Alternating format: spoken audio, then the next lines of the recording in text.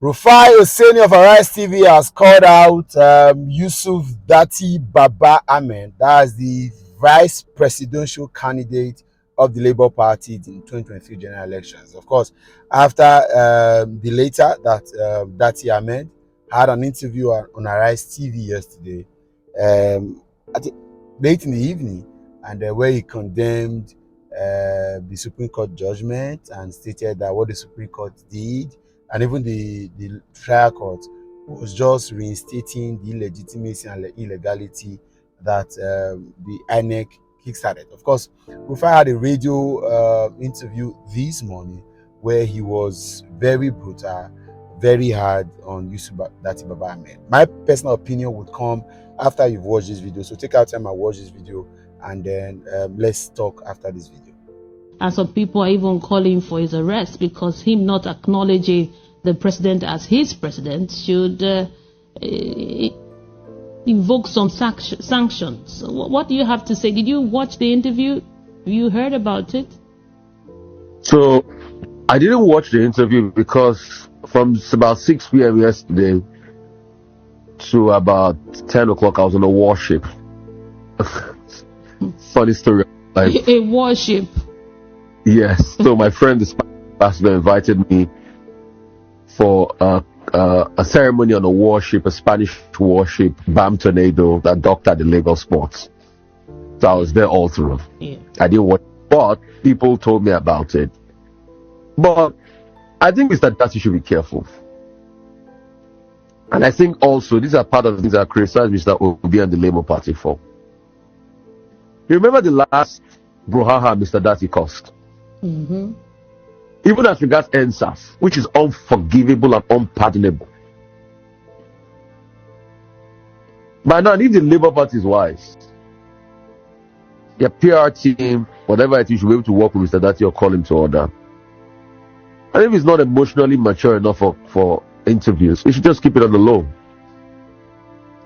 What I expect people like Mr. Datti to talk about yesterday, after that speech, is to take every sector of the economy and give flourishing ideas as regards how we can reform them and start to project forward, while also stating your point that there's a need for public opinion, there's a need for reform in our judiciary system.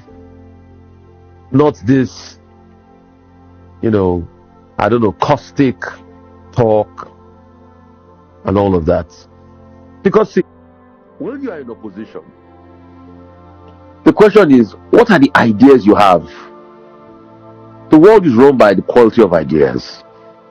So if you are not giving those ideas and you are just saying otherwise and saying things to heat up things, no, you don't do that.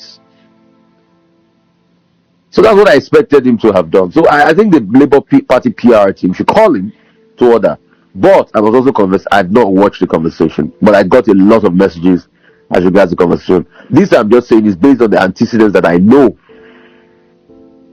The other one that I knew properly, that interview that he denied pretty much of some of the happenings at NSAS. And I took him up on that many times. And if I get a chance to interview Mr. Datti today, I'm going to press him on those facts. That is it. Quite an extreme angle that Rufai saw from, even though he has agreed that he didn't see the interview. Most likely over 30 minutes interview, there's no way people would have spoken to you about it and given you a clear picture for it is. Maybe I expected Rufai to have watched, but then again, that being said, I'm happy at least people that have already named or Rufai has been a Labour Party spokesperson, Labour Party journalist, or Peter Obi errand boy would not stop. They know, of course, the man is doing the right thing. This is good for Rufai's brand, and I like it. This is my personal opinion. I like it. Yes, if you ask me my personal opinion, so that we do not provide a cure that is not more dangerous than the problem itself. Yes, if I had a chance to talk to Yusuf Datti Baba Ahmed, I will ask him to be calm. The reason why I'm saying be calm is not because he's wrong. He's got rights and freedom as enshrined in the Constitution to say whatever he wants to say. But he needs to be calm because there are several persons who are waiting for inciting statements, orders and instructions like this to act. I know many of you will not like this, only those of you that are in my camp, the obedient camp. but the truth must be said. And that's something that I've enjoyed about Peter Obi. I made a video one time saying that a lot of people are disappointed in Peter Obi, and they're insisting that they wish it was Showore. A lot of obedience. First time I had okay, maybe the second time personal attack from obedient. The videos went viral. Many obedients used that video to castigate and talk to me. Some of them didn't even listen or watch the video. I know that that's not a problem. But I think that we must have a nation if we want to change this country. Except we have all agreed that there's nothing to savage about this nation. I see have my family, I see have my mother, I see have family members, I see have friends, I see have people who are here who may not have the resources, the capacity like us to be able to jet out of this country when the crisis comes. There are still some persons who do not want to die, so to speak. So let's not give them tools to hamper to be able to go extreme, right? I wasn't so comfortable with a lot of the attacks that Yusuf Datti Baba had the last time he was on air when he said that. Like Peter Obi said, it is now a game for opposition. It is to challenge ideas, challenge reforms, challenge policies and programs and projects, push the government to working better than they are doing now. But we must do that within the confines of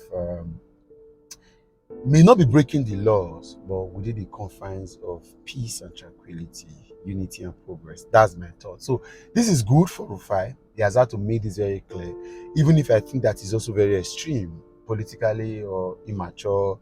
If you're not politically matured enough, extreme, right? Maybe we would have watched the video big time. We recognize that he's the president, but he said that this is not good at all. This is not good at all. And then that's my opinion. I don't know what your opinion is. Let me hear in the comment section. I'll be in the comment section. Let's have a conversation. Remember, it's about Nigeria, not about an individual. And I've stated it very clear, loud, and emphatic that the day Mr. Peter Obi goes against the values and principles of him that I see in bringing about a new Nigeria, I will stay away from his back. I will move away from his behind and allow him to do whatever he wants to do.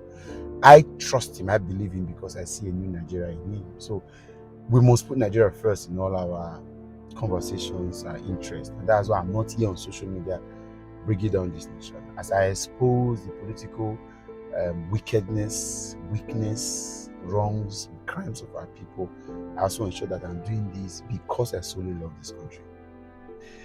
I'll catch you in the comment section. Let's have this conversation further.